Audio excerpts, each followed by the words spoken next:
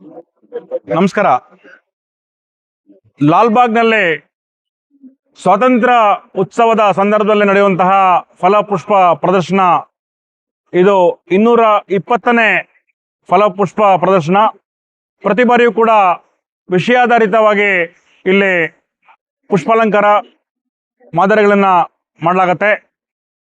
2026ರ ಸ್ವಾತಂತ್ರ್ಯ ಉತ್ಸವ ಸಂದರ್ಭದಲ್ಲಿ ಈ ಬಾರಿ ಕರ್ನಾಟಕದ ಮೊದಲ ರಾಜ ಮನೆತನಗಳಲ್ಲಿ ಒಂದಾದಂತಹ ಶ್ರೀ ಗಂಗಾ ಸಾಮ್ರಾಜ್ಯ ವೈಭವ ಈ ವಿಷಯಾಧಾರಿತ ಪುಷ್ಪ ಪ್ರದರ್ಶನ ನಡೀತಾ ಇದೆ. ಬಹಳ ವಿಶೇಷವಾಗಿದೆ. ಕರ್ನಾಟಕದ ಹೆಮ್ಮೆ ಗಂಗಾ ಸಾಮ್ರಾಜ್ಯ, ಅವರ ಒಂದು ರಾಜರು ಯಾರ್ಯಾರು ಆಳಿದ್ರು, ಒಟ್ಟಾರೆ ಒಂದು ಸಮಗ್ರವಾದಂಥ ಚಿತ್ರಣವನ್ನು ನೀಡುವಂತಹ ಒಂದು ಪ್ರದರ್ಶನ ನಡೀತಾ ಇದೆ.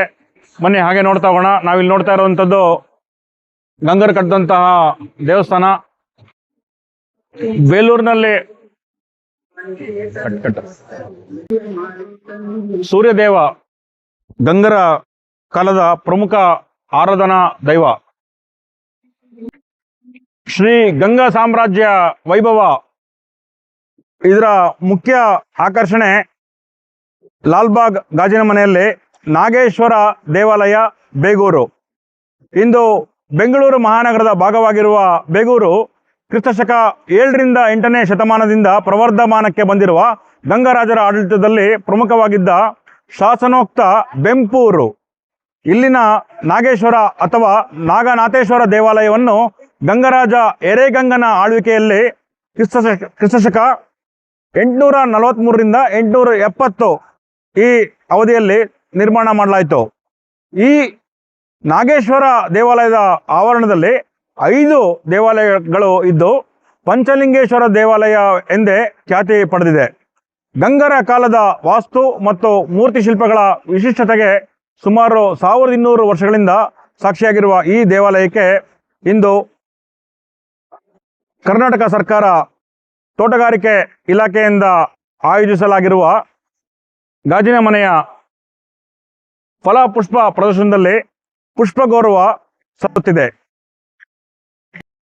ಈಗ ನಾವು ನೋಡ್ತಾ ಇರುವಂಥದ್ದು ಆನೆ ಕಾಳಗ. ಗಂಗರ ದೊರೆ ಇಮ್ಮಡಿ ಬೂತುಗ ಹೋರಾಟ ಮಾಡಿದಂಥ ಒಂದು ದೃಶ್ಯ ಇದು.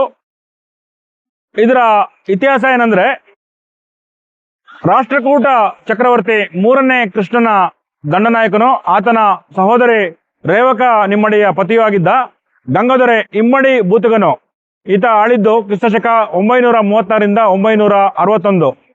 ಹಲವಾರು ಯುದ್ಧಗಳಲ್ಲಿ ಭಾಗವಹಿಸಿದ್ದ ಅಂತ ಕೀರ್ತಿ ಪಡೆದಿದ್ದಾನೆ. ತಕ್ಕೋಲಂ ಎಂಬಲ್ಲಿ ಚೋಳ ರಾಜಾದಿತ್ಯನ ಸೈನ್ಯದೊಂದಿಗೆ ನಡೆದ ಹೋರಾಟದಲ್ಲಿ ಬೂತುಗನು ರಾಜಾದಿತ್ಯನವನ್ನ ನೇರವಾಗಿ ಎದುರಿಸಿದಂತಹ ದೃಶ್ಯ ಇದು.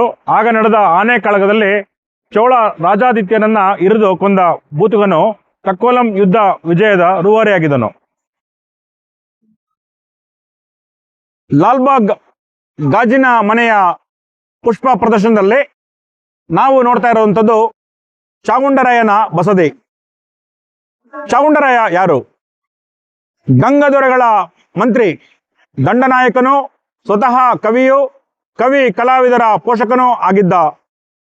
ಗಂಗದೊರೆಗಳಿಂದ ರಾಯ ಎಂದು, ಕವಿ ರನ್ನನಿಂದ ಸಮರ ಪರಶುರಾಮ ಎಂದು ಗೌರವಿಸಲ್ಪಟ್ಟಿದ್ದಂತಹ ಚಾಮುಂಡರಾಯನ ಸ್ಮರಣಾರ್ಥ ಜೈನ ಬಸದಿ ಇದು ಆಗಿದೆ. ಇದರ ನಿರ್ಮಾಣ ಕಾರ್ಯವು ಗಂಗದೊರೆ 4ನೇ ರಾಚಮಲ್ಲರ ಆಳ್ವಿಕೆಯ ಕಾಲದಲ್ಲಿ ಆರಂಭವಾಗಿ ಚಾಮುಂಡರಾಯನ ಮಗನಾದ ಜಿನದೇವನಿಂದ ಪೂರ್ಣಗೊಂಡಿತು. ಈ ಸುಂದರ ದ್ರಾವಿಡ ಶೈಲಿಯ ದ್ವಿತಲ ಅಂದರೆ 2 ಮಹಡಿಯ ದೇವಸ್ಥಾನದ ಕೆಳಮಹಡಿಯಲ್ಲಿ ಜೈನ ಧರ್ಮದ 22ನೇ ತೀರ್ಥಂಕರರಾದ ನೇಮಿನಾಥರ ವಿಗ್ರಹ ಹಾಗೂ ಮೇಲಿನ ಮಹಡಿಯಲ್ಲಿ ಪಾರ್ಶ್ವನಾಥರ ವಿಗ್ರಹ ಇದೆ. ಚಾಮುಂಡರಾಯನಿಗೆ ಬೊಪ್ಪ ಎಂಬ ಮತ್ತೊಂದು ಹೆಸರು ಇದ್ದುದರಿಂದ ಈ ಬಸದಿಯನ್ನು ಸ್ಥಳೀಯವಾಗಿ ಬೊಪ್ಪ ಚೈತ್ಯಾಲಯ ಎಂದು ಕರೆಯಲಾಗುತ್ತದೆ. ಸಹಸ್ರಮಾನಕ್ಕೆ ಅಂದರೆ 1000 ವರ್ಷಗಳಿಗೆ ಸಾಕ್ಷಿಯಾಗಿರುವ ಗೊಮ್ಮಟೇಶ್ವರ ಪ್ರತಿಮೆಯ ನಿರ್ಮಾಪಕ ಆದ ಚಾಮುಂಡರಾಯನ ಹೆಸರಿನ ಈ ಕಲಾ ದೇಗುಲಕ್ಕೆ ಈಗ ಲಾಲ್ಬಾಗ್ ಗಾಜಿನ ಮನೆಯಲ್ಲಿ ಪುಷ್ಪ ನಮನ ಸಲ್ಲುತ್ತಿದೆ. ಈಗ ನೋಡ್ತಾ ಇರುವಂಥದ್ದು ಒಂದು ಸ್ಮಾರಕ. ಹಾಸನದ ಶ್ರವಣ ಬೆಳಗೊಳದಲ್ಲಿರುವಂತಹ ಈ ಸ್ಮಾರಕ 10ನೇ ಶತಮಾನದ ಗಂಗಾದೊರೆ ಇಮ್ಮಡಿ ಮಾರಸಿಂಹನ ಸ್ಮರಣಾರ್ಥ ಕಟ್ಟಿರುವಂತಹ ಸ್ಮಾರಕ. ಇದಕ್ಕೆ ಮಾನಸ ಸ್ತಂಭ ಅಂತ ಹೇಳ್ತಾರೆ. ಶ್ರೀ ಗಂಗಾ ಕಂದರ್ಪ ಲಿಖಿತವಿರುವ ಗಜಲಾಂಛನ. ಗಂಗಾ ಅರಸರ ಮಹಾಮಂತ್ರಿ ಚಾವುಂಡರಾಯ ಕೆತ್ತಿಸಿದ ಶ್ರೀ ಗೊಮ್ಮಟೇಶ್ವರ ಮೂರ್ತಿ. ನಾವೀಗ ನೋಡ್ತಾ ಇದ್ದೀವಿ ಒಂದು ಏಕಶಿಲಾ ಕಲ್ಲು ಮೊದಲನೇದು, ಮಧ್ಯದಲ್ಲಿ ಕೆತ್ತನೆಯ ಕಾರ್ಯ ನಡೀತಾ ಇರುವಂಥದ್ದು. ಅಲ್ಲಿ ಈಗ ನಾವು ನೋಡ್ತಾ ಇದ್ದೀವಿ ಚಾವುಂಡರಾಯ ಸ್ವತಃ ಅಲ್ಲಿ ನಿಂತು ಕೆತ್ತನೆ ಕೆಲಸವನ್ನ ಮೇಲ್ವಿಚಾರಣೆ ಮಾಡ್ತಾ ಇರುವಂಥದ್ದನ್ನು ನೋಡ್ತಾ ಇದ್ದೀವಿ. ಅದಾದ ನಂತರ ಮೂರನೇದು ಕೆತ್ತನೆ ಕೆಲಸ ಮುಗಿದು ಗೊಮ್ಮಟೇಶ್ವರ ವಿಗ್ರಹ ಇಷ್ಟು ಸುಂದರವಾಗಿ ಮೈತಾಳಿ ನಿಂತಿದೆ. ಬನ್ನಿ ಇದರ ಒಂದು ಇತಿಹಾಸವನ್ನು ತಿಳ್ಕೊಳ್ಳೋಣ.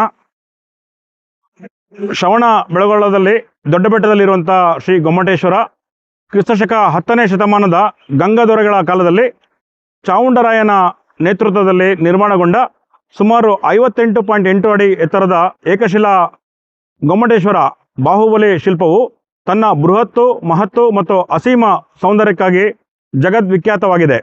ಇದು ಗಂಗಾದೊರೆ 4ನೇ ರಾಚಮಲ್ಲ, ಚಾವುಂಡರಾಯ, ಜೈನ ಮಾತೆ ಅತ್ತಿಮಬ್ಬೆ, ಮಹಾಕವಿ ರನ್ನ, ಜೈನ ಗುರು ಅಜಿತ ಸೇನಾಚಾರ್ಯರ ಸಮ್ಮುಖದಲ್ಲಿ ಕ್ರಿಸ್ತಶಕ 981ರಿಂದ 82ರಲ್ಲಿ ಪ್ರತಿಷ್ಠಾಪನೆ ಆಯಿತು. ಇದರ ನಿರ್ಮಾಣ ಕಾರ್ಯದಲ್ಲಿ ನೂರಾರು ಶಿಲ್ಪಿಗಳು ಹಲವು ವರ್ಷ ಶ್ರಮಿಸಿರಬಹುದಾದರೂ ಅವರ ಹೆಸರುಗಳು ಉಪಲಬ್ಧವಿಲ್ಲ. ಅರಿಷ್ಟನೇಮಿ ಎಂಬ ಯತಿ ಶಿಲ್ಪಿಯ ಮೇಲ್ವಿಚಾರಣೆಯಲ್ಲಿ ಈ ಶಿಲ್ಪದ ಕೆತ್ತನೆ ನಡೆಯಿತೆಂದು ನಂಬಲಾಗಿದೆ. ಕರುನಾಡಿನ ಕೀರ್ತಿ ಕಲಶವಾಗಿ ಮಾಸದ ಮುಗುಳ್ನಗೆಯೊಂದಿಗೆ ನಿಂತಿರುವ ಬಾಹುಬಲಿ ಮೂರ್ತಿ ಸಹಸ್ರಮಾನಕ್ಕೆ ಸಾಕ್ಷಿಯಾಗಿ ವಿಶ್ವವಿಖ್ಯಾತವಾಗಿದೆ. ಬಂಧುಗಳೇ, ಲಾಲ್ಬಾಗ್ 220ನೇ ಫಲ ಪುಷ್ಪ ಪ್ರದರ್ಶನ ಬಹಳ ಅದ್ಭುತವಾಗಿ ನಡೀತಾ ಇದೆ. ಬೆಳಗ್ಗೆ ಮುಂಜಾನೆಯಿಂದಲೇ ಸಾವಿರಾರು ಜನ ಈಗಾಗಲೇ ಈ ಒಂದು ಪುಷ್ಪ ಪ್ರದರ್ಶನ ನೋಡೋಕ್ಕೆ ಬರ್ತಾ ಇದ್ದಾರೆ. ನಮ್ಮ ಮಕ್ಕಳಿಗೆ ಈ ಒಂದು ನಮ್ಮ ಕನ್ನಡ ನಾಡಿನ ಇತಿಹಾಸವನ್ನ ತಿಳಿಸುವಂತ ಸುಸಂದರ್ಭ ಇದಾಗಿದೆ. 6 ಆಗಸ್ಟ್ 2026ರಂದು ಪ್ರಾರಂಭಗೊಂಡಂತಹ ಈ ಒಂದು ಪುಷ್ಪ ಪ್ರದರ್ಶನ 17 ಆಗಸ್ಟ್ 2026ರವರೆಗೆ ನಡೆಯಲಿದೆ. ಈ ಸಂದರ್ಭದಲ್ಲಿ ನಾಡಿನ ಎಲ್ಲ ಜನರು ಕೂಡ ಲಾಲ್ಬಾಗ್ಗೆ ಬಂದು ಈ ಒಂದು ಪುಷ್ಪ ಪ್ರದರ್ಶನವನ್ನ ನೀವು ಕೂಡ ಕಣ್ತುಂಬಿಕೊಳ್ಳಿ ಅಂತ ಹೇಳ್ತಾ, ಜನಧನಿಗಾಗಿ ಜಯತೀರ್ಥರೊಂದಿಗೆ Sridhar Rao.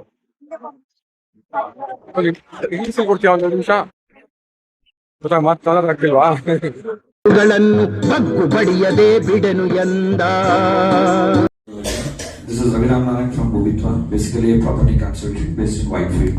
We help people to buy and sell apartments, villas, JV lands, and we also do documentation across 45 sub-list offices in and around Bangalore. Now, e-Khata has become a mandatory to sell your property or to take a bank loan. Please do inform your relatives, friends, and if you have your property, please do take care of it. My ask for today is please connect me to people who have lands from 5,000 square feet to 50 acres. Thank you. ಗಳನ್ನು ಬಗ್ಗು ಬಡಿಯದೆ ಬಿಡೆನು ಎಂದ